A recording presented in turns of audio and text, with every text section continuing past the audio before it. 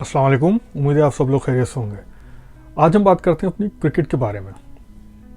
Cricket का तो जो हाल कर दिया है ना इन साहब ने और इन साहब ने मिल के, मतलब कहीं का नहीं छोड़ा। कुछ तो शर्म करो। अभी प्रेस कॉन्फ्रेंस की मिसबा साहब ने, उन्होंने भाई बड़े आराम आराम से अपनी टुक के अंदाज में दाढ़ी पे हाथ फेरते हुए सारा इल्ज़ाम उन्होंने कोरोना पे धर दिया।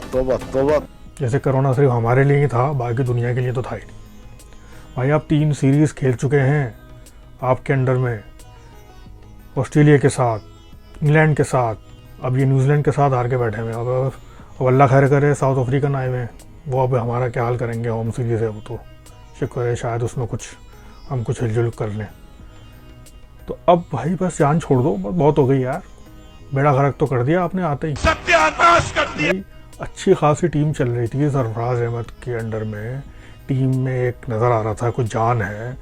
टेस्ट सीरीज़ में हम नंबर 1 तक पहुंच गए थे, अंदाज़ा करें, और अब कहाँ पर हैं, नंबर 7 पर। मगर इनको तो टेस्ट से मस नहीं हो रहा। वो भाई वो देखो सामने, देखो दीवार पे लिखा हुआ है, बस आपका टाइम पूरा हो गया है, बस आप चले जाओ भाई। और ये वकार भाई भी जो है ना भाई, आप मान गए भाई, आप बहुत ही ज़बरदस्त किस्म के बॉलर थे। अगर अब जान छोड़ दें, जहाँ आप ऑस्ट्रेलिया जाएँ, अपने बच्चों के साथ टाइम गुजारें, बहुत हो गई, हमारे जान को ही आ गए। आप तो, आपको कोई और जॉब ही नहीं मिलती है। बस छोड़ो यार, जाने दो, खेलने दो। वो बेचारे जो खेलने वाले प्लेयर हैं, फवाद आलम को ले लें। फवाद आलम बेचारा, अच्छा उसके ऊपर क्रिटिसाइज करते हैं, इसमें टैलेंट नहीं है। आओ जी, अब उसने सेंचुरी मार दी, एकदम सारे के सारे वापस आ गए तजिया निगार के, भाई बड़ा टैलेंट है इसके अंदर। तो फिर इसका स्टाइल सही नहीं है खड़े होने का। वो भाई हमने उनसे क्या घर में लंटर डलवाने का यार।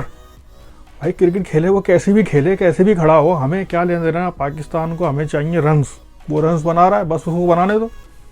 तो ये ऐसे खड़ा नहीं हो सकता, इसका कद जो है वो छोटा है, वो बाउंसी विकेट पे चल नहीं सकता, फॉरन जो विकेट्स होती हैं उन पर चल नहीं सकता। और उसने ही जनाब सेंचुरी लगा दी। अब सब इधर उधर होते फिर रहे हैं, वो ये क्या हो गया।